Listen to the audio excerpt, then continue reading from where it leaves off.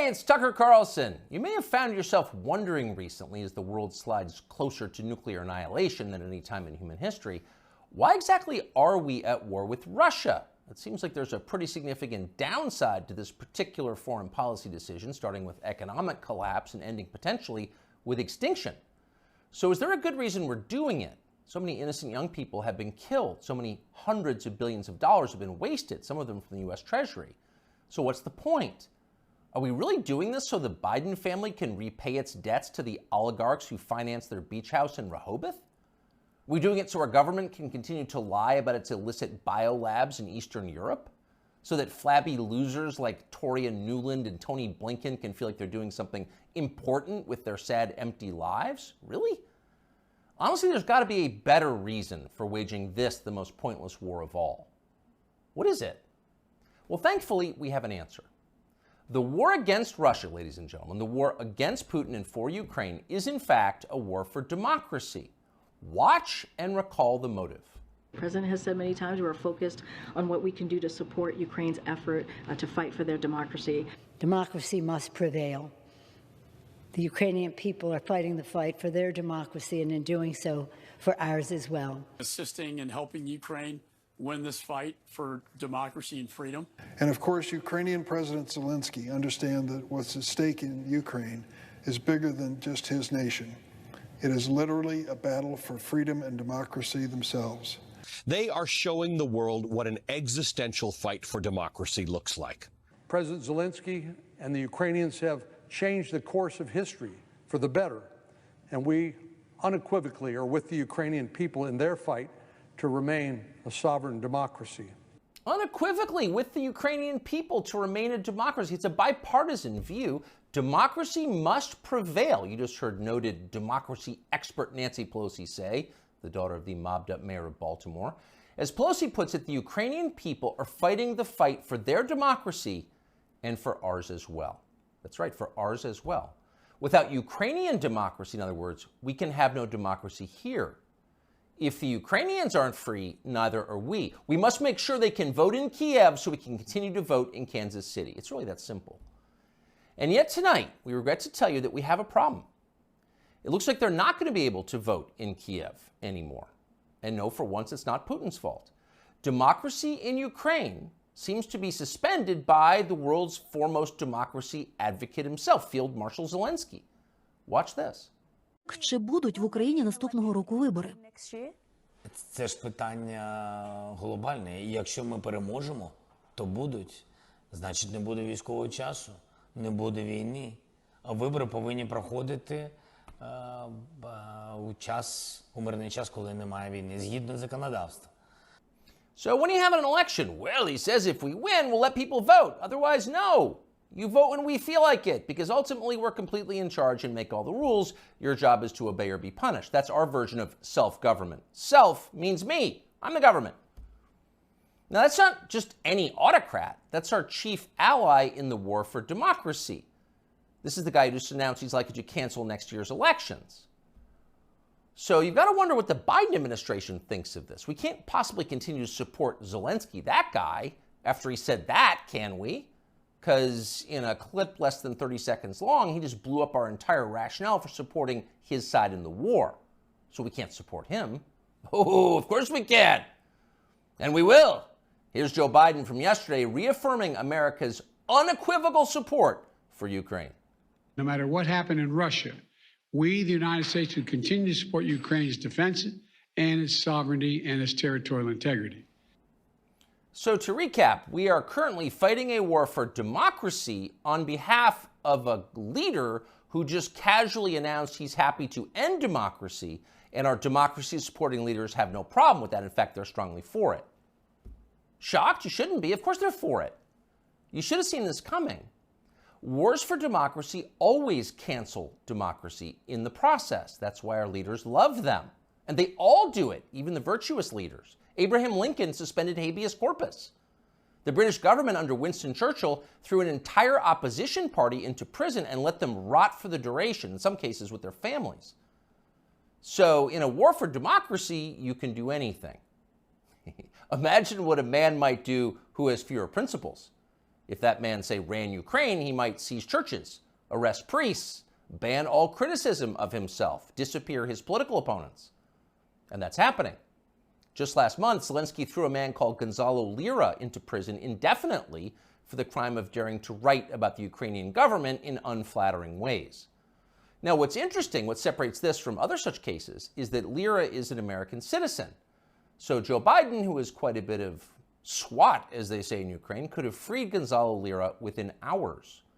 But he didn't. He didn't want to. He didn't say a word about it. He remains in prison tonight.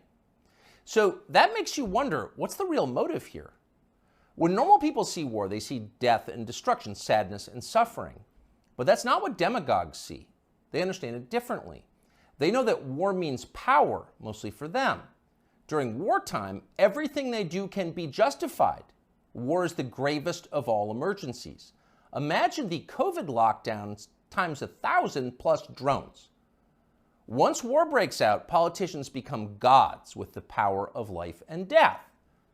So in a peaceful democracy, you have to debate your political opponents in public, and that's tiresome. But in a war for democracy, you can just throw them in jail or have them executed. You can see that many in Washington are looking forward to that moment. And that may be why they so fervently support Joe Biden, even many Republicans, against a potential opponent, the only opponent who opposes the war in Ukraine. If you were to end the war, their power would evaporate. Last week, a whistleblower produced WhatsApp messages from Hunter Biden, proving that at the very least, his father knew about his influence peddling businesses abroad and probably participated in them.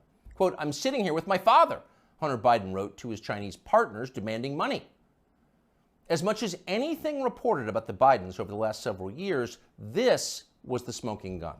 There it is, right there in the message.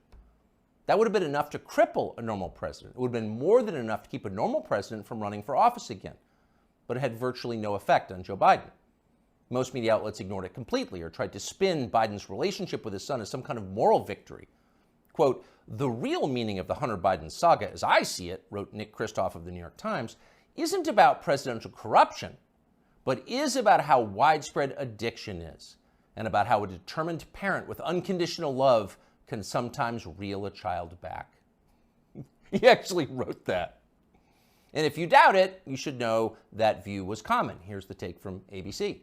The Hunter Biden story, the scandal, the this, the that, it's also the story of a father's love. And Joe Biden has never and will never give up on his son Hunter, and will never treat him lesser than. And so he is a father first. Take it or leave it. So a whistleblower produces a text message showing that Joe Biden was in the room with his son when his son was selling influence to an enemy power, the Chinese government. And ABC's take on it, Joe Biden is a father first. Take it or leave it. What accounts for a response like that? Well, that's the way you talk when you've got nothing to fear from an upcoming presidential election. You don't even bother to think of an excuse for your candidate because you don't need to. Your country has electronic voting machines. Joe Biden got 81,282,916 votes in 2020, and you're pretty sure he can do it again. In fact, you know he can. You're not worried. But actually, they should be a little worried. The people who control Joe Biden, Susan Rice and the rest, know they can continue to run our government, writing the press releases, formulating the policies, and they can do it effectively forever, as long as Joe Biden gets dressed in the morning. And of course, that's their strong preference. These are fervent opponents of change. But the one thing these people cannot control is aging. Joe Biden is old. He's 80 now. He will be 85 at the end of the next term. People imagine that old age is a long, predictable progression from acuity to permanent unconsciousness. But often that's not at all how it actually works. When old people start to slide, they tend to slide fast. Joe Biden has begun that descent. Here he was yesterday. And here's what she wrote to me, and I quote, "You can imagine my joy. She called them right away, and the next day they sent someone out to survey her yard. As Beth wrote, this is the best thing that's happened to rural America since the Rural Electrification Act brought electricity to farms in the 30s and 40s. End of quote." End of quote. You weren't supposed to hear that. Joe Biden read the stage directions out loud. That's like eating the garnish that comes with your entree. You're supposed to know not to do that. Joe Biden no longer does. In a year or two, he will be gone completely, and there will be no hiding it. At that point, the Democratic Party will face a secession problem. If Joe Biden is reelected next year and then forced to leave office during his term due to disability or death, that means Kamala Harris will become president of the United States. And nobody wants that, not even her husband. In real life, nobody likes Kamala Harris. That's not an attack on her. In fact, it's possible to feel pity for someone who's so universally reviled.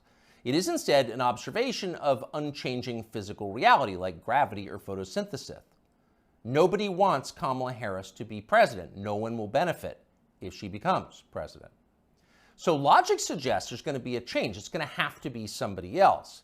And whoever that person is going to have to enter the race soon, before the election, after Biden drops out. Who could that person be? We don't know, obviously. This is all just guessing. But we do know whoever that is will have to have two essential criteria. He'll have to be as shallow, ruthless, and transactional as Joe Biden is, and he'll need to have flattery skills that are so polished and advanced they'd be considered superior even in the Saudi royal court. And there's only one man in modern America who fits that description: Gavin Newsom, the governor of California, and perhaps not coincidentally, Joe Biden's new closest friend. "I am here, Mr. President," Newsom told Biden at an event the two did together last week.